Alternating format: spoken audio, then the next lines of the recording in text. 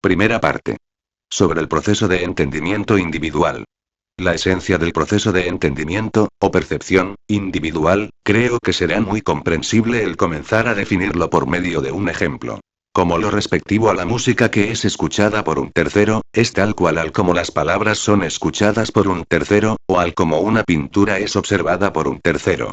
Todo es relativo, nada es absoluto salvo lo absoluto que demuestra la frase anterior. Entonces, existen personas que, por ejemplo, una cierta melodía, no le es acorde para nada, mientras que a otras personas las induce a entrar en un estado de trance. Con lo cual, me pregunto, desde el punto de vista del sujeto creador, ¿es lógico que éste deba cambiar su método de creación, o creatividad, si a ciertas personas no les gusta lo que escuchan, o lo que leen, o lo que miran respecto de dichas creaciones? Mi respuesta a la anterior cuestión es un rotundo no, salvo que el creador, por motu propio, se disponga a cambiar su método. Antes de continuar, sería de mucha ayuda que puedas suscribirte a este canal, y activar la campanita para que te lleguen los avisos cada vez que subo nuevos vídeos a este canal, El Herminauta. Prosigamos. Por lo tanto, como productor musical, y siguiendo con el ejemplo, en lo que a mí respecta, es evidente que no debo cambiar el método porque a una determinada persona, o a muchas, no le cause ningún tipo de sensación, o no la persuada en lo absoluto, o no le sirva, ya sea alguna, o bien, varias de mis producciones. Mi método, es mi método, y si en algún momento decido cambiar el método, es porque mi intuición así lo dispuso, y no así, porque a una persona, o a varias, les haya disgustado o les haya caído mal lo que han oído, a veces, sin escuchar.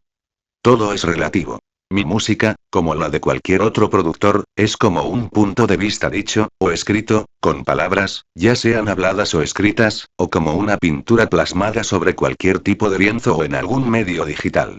Todo ello, es algo que ha salido de la mente de alguien que en este ejemplo, es la mía. Es algo que así lo he sentido o intuido. Por ejemplo, en lo que a mí respecta, haciendo las veces de aquel tercero que mencioné antes, las obras de Picasso no me gustan para nada, salvo sus primeras pinturas de cuando tenía unos 12 años, en el momento en el que pintaba un estilo casi realista, una especie de pintura similar a la de Leonardo da Vinci, pero las pinturas que comenzó a realizar después, para mi propio y relativo entendimiento, son ruidosas, sin ritmo en sus trazos y colores, sin armonía en su completitud, con lo que, ellas me dan una idea, quizás errónea o quizás no, de que no fue el primer Picasso, aquel de 12 años, quien pintó las nuevas pinturas, pero, no por ello le voy a decir al nuevo Picasso hipotéticamente hablando, de que debería cambiar su nuevo método de expresión pictórica porque a mí no me guste su nuevo estilo. Como sabemos, todo es relativo, y si Picasso decidió hacer un cambio en su creatividad, se corresponde con una decisión propia.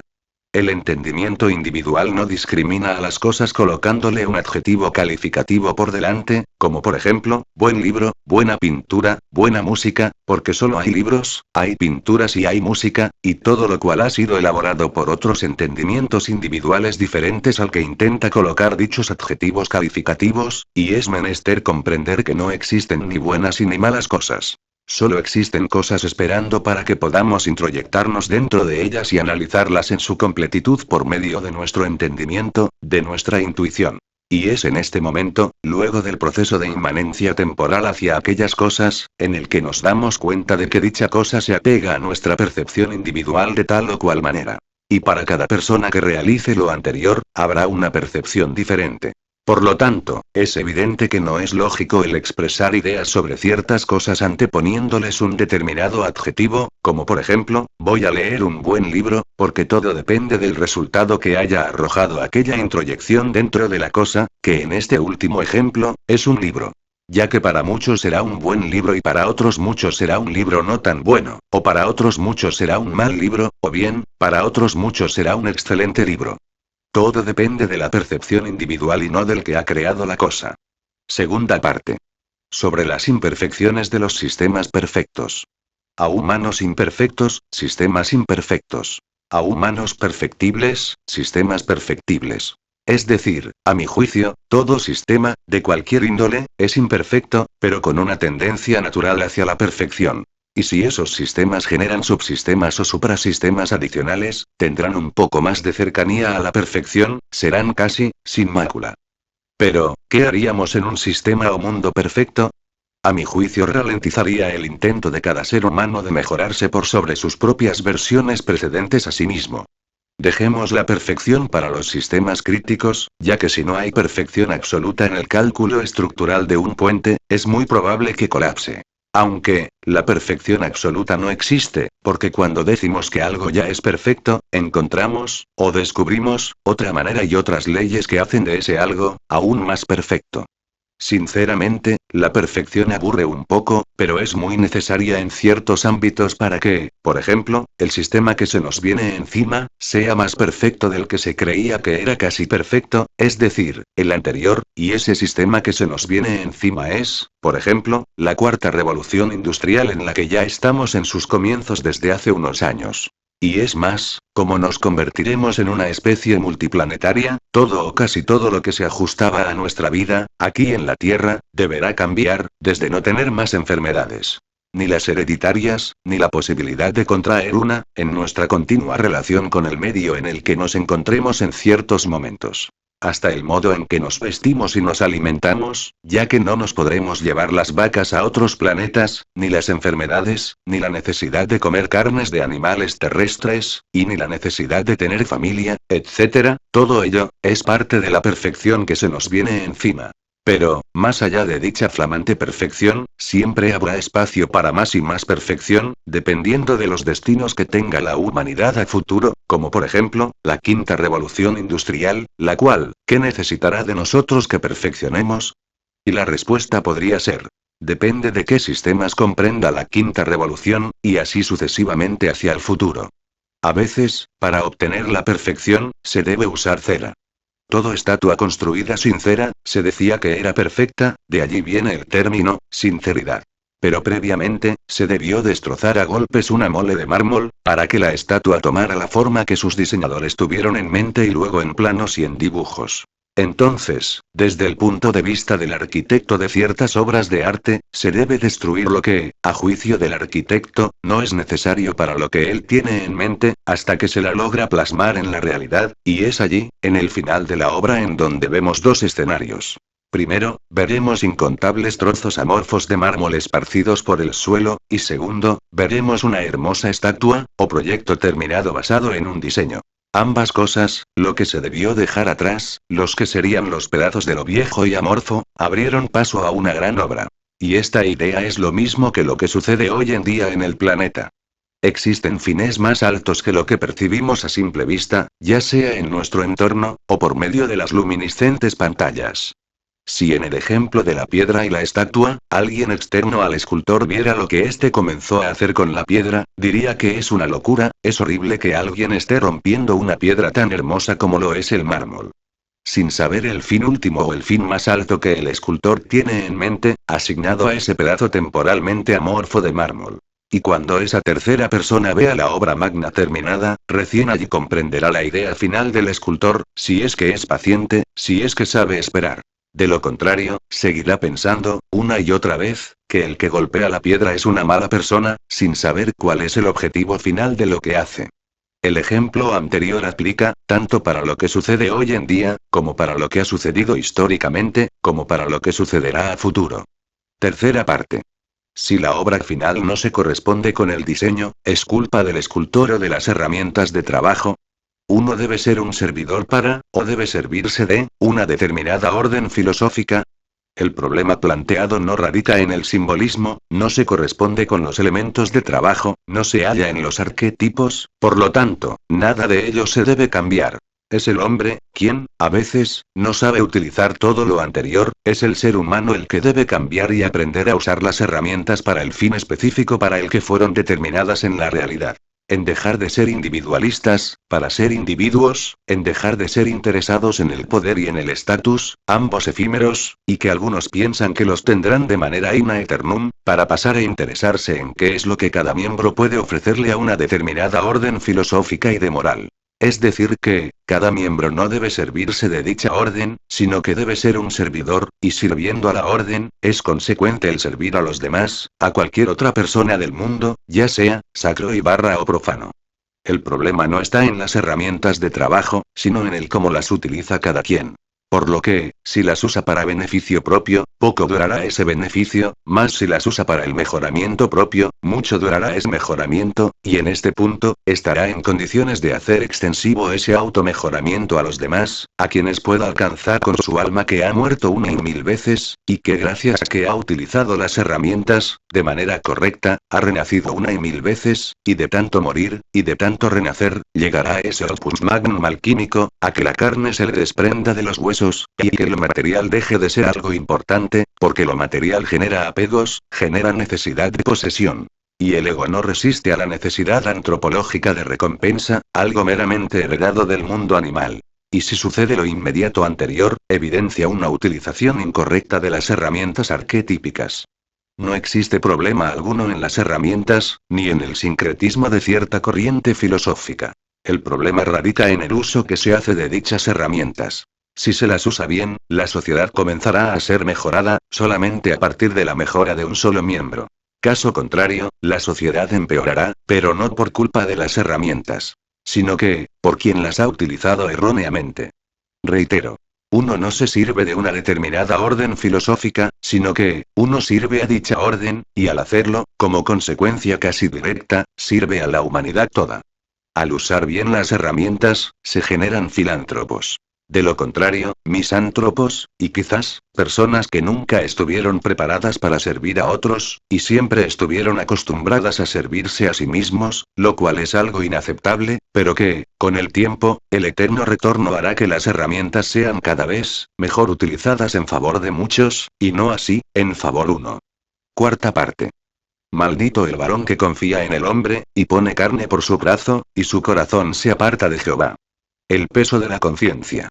Unos 2000 a 3000 años antes de la existencia de Jesucristo, se sentarían las bases para que una frase muy especial fuese expresada en la Torá hebrea, o Viejo Testamento católico, y dicha frase, la que provino de Yahvé y fuera plasmada en lenguaje humano, es la siguiente. Así ha dicho Jehová. Maldito el varón que confía en el hombre, y pone carne por su brazo, y su corazón se aparta de Jehová. Pues será como la retama en el desierto, y no verá cuando viniere el bien, sino que morará en las securas en el desierto, en tierra despoblada y deshabitada. Entonces, cuando dicho pasaje bíblico expresa, maldito el varón que confía en el hombre, esa palabra hombre es con H mayúscula, es lo que se denomina un universal, y se refiere a la especie humana en su conjunto, varón y mujer, y que, al momento en el que se aparta de Dios, siendo Dios tal como lo conciba cada quien, ya sea el ser humano mismo en su camino hacia la apoteosis, ya sea el Big Bang, ya sean extraterrestres, o como lo conciba cada uno, tal como lo dije, no verá la luz, ni será amor, pero ese concepto de Dios, es muy amplio, y si se lo toma literalmente, nunca se verá más allá. El ser humano debe aceptar el peso de haber llegado a poseer conciencia, luego de un largo trayecto como animal, y hacer algo al respecto con dicha conciencia. Por lo tanto, el alejarnos del mundo animal es el primer paso, y eso se logra con el trabajo constante sobre uno mismo, y cuando nos elevamos por sobre los animales que portamos dentro, somos, literalmente, dioses. Arribamos a nuestra apoteosis individual gracias a la obra magna realizada por, y con, uno mismo, aplastando los egos, elevando las virtudes, y tendiendo con ello, al perfectibilismo individual, y por ende, al colectivo. Quien busca a Dios por fuera de sí mismo, duerme. Quien lo busca por dentro, despierta. Quien duerme, puede llegar a transformarse en un misántropo. Quien despierta, en un filántropo. El misántropo, en principio, odia a la humanidad, porque no acepta sus propios defectos, y ni los trabaja. Mientras que el filántropo, todo lo contrario. La sociedad entera está en una regresión evolutiva, y lo he venido expresando desde hace varios años, pero, esto deberá cambiar pronto. La piedra de mármol, a la que me refería antes, se está rompiendo, y cuando todos los pedazos estén en el suelo, saldrá una nueva humanidad, esculpida luego del sufrimiento, porque no hay más maestro que el sufrimiento extenso y sin miras de terminar, y cuando termina, antes del próximo sufrimiento, estaremos mejor como sociedad, y así sucesivamente. Y la clave está en la disciplina, y si la sociedad confunde libertinaje con libertad, es que sucede lo que sucede. Cuando exista una libertad responsable, que lo que haga uno no afecte negativamente a otros, habremos elevado a la humanidad, o al hombre, en tanto que universal, hacia un mejor estado de conciencia. Recién seremos buenos, colectivamente hablando, cuando releguemos nuestro acervo animal, hacia un lugar con muchos barrotes de acero dentro de la mente de cada uno. Y estoy seguro de que así lo haremos. Quinta parte. Para el siguiente texto, recordemos mi ejemplo de la piedra de mármol y la escultura. Nadie juega con nadie. Solo estamos en un proceso comenzado por la humanidad, para mejorarse a sí misma. No debemos pensar en términos de nosotros mismos, individualismo, sino que debemos pensar, y actuar, en términos de la especie y en el futuro que le depara, y recién allí comprenderemos, colectivamente, el por qué sucede, lo que sucede. Y dejaremos de echar culpas, tanto al techo como a la lluvia que ingresa por sus agujeros.